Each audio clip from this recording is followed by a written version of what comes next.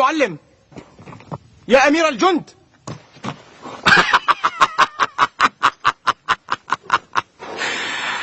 الفتى حسان، لم أرك منذ جئتني من الطائف إلى قبتي في المعسكر، وقد أنست بحديثك. ألم تقل لي أنك ستلتحق بالخوارج؟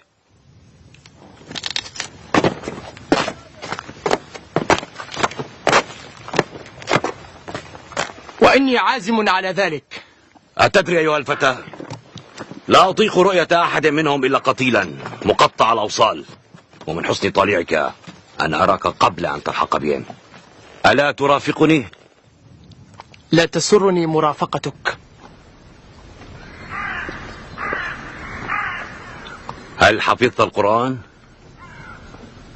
أو خفت عليه من الضياع حتى أحفظه وقد حفظه الله تعالى؟ أسأل إذن، أجمعت القرآن؟ أو كان مفرقا حتى أجمعه؟ أفأحكمت القرآن إذن؟ أما أنزله الله محكما؟ فهل استظهرت القرآن؟ معاذ الله أن أجعل القرآن وراء ظهري. ويلك، قاتلك الله. ماذا أقول؟ الويل لك أنت. قل أوعيت القرآن في صدرك؟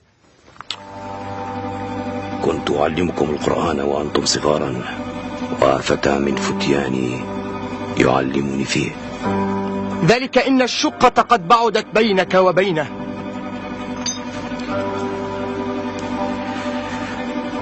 فاقرأ شيئا منه. أعوذ بالله من الشيطان الرجيم. بسم الله الرحمن الرحيم. إذا جاء نصر الله والفتح ورأيت الناس يدخلون في دين الله أفواجا. كانوا يدخلون، أما اليوم فصاروا يخرجون. لما؟ لسوء فعلكم بهم.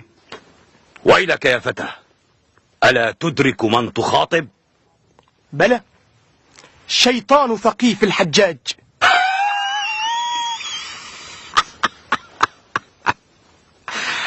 أمجنون أنت فنعالجك؟ لو كنت مجنونا لما وقفت أمامك الآن. لا أرجو فضلك ولا أخاف عقابك. ماذا تقول في أمير المؤمنين؟ رحم الله أبا الحسن علي رضي الله عنه وأسكنه جنان خلده. أقصد أمير المؤمنين الخليفة عبد الملك بن مروان عليه اللعنة.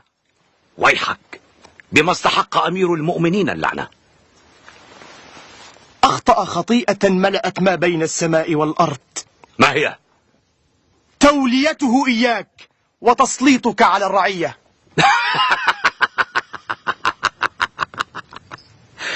ألا تخاف أن يسفك دمك أيها الفتى؟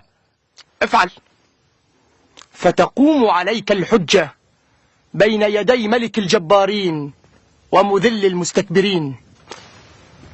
هذب ألفاظك وقصر لسانك أيها الفتى، فإني أخاف عليك بادرة ما تقول، وإني سامر لك بعطية تذهب بها. لا حاجة لي بما تعطي. بيض الله وجهك وأعلى كعبك.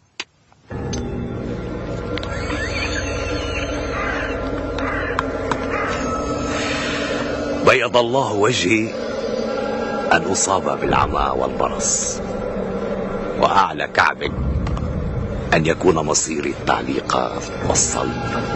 أليس هذا ما أردت أن تقول أيها الفتى؟ لله ما أفهمك. بلى. اسمع أيها الفتى، لقد سمعنا منك ما لا يجرؤ أحد على النطق به أمام الحجاج، وهذه تحسب لك. أجل، تحسب لك.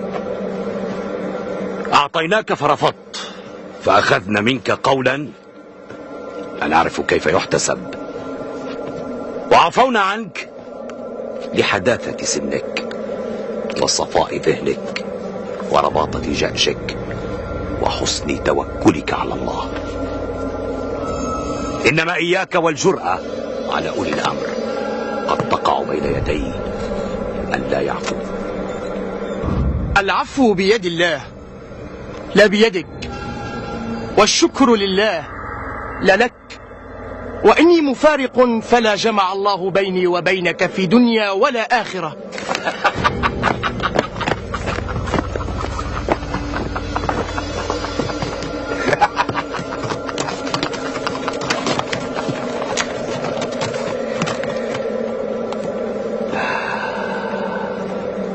والله ما رأيت أشجع منه قلبا ولا أفصح لسانا، ولن يجد مثلي إن عاش هذا الفتى وكبر ليكونن أعجوبة عصره إن عاش.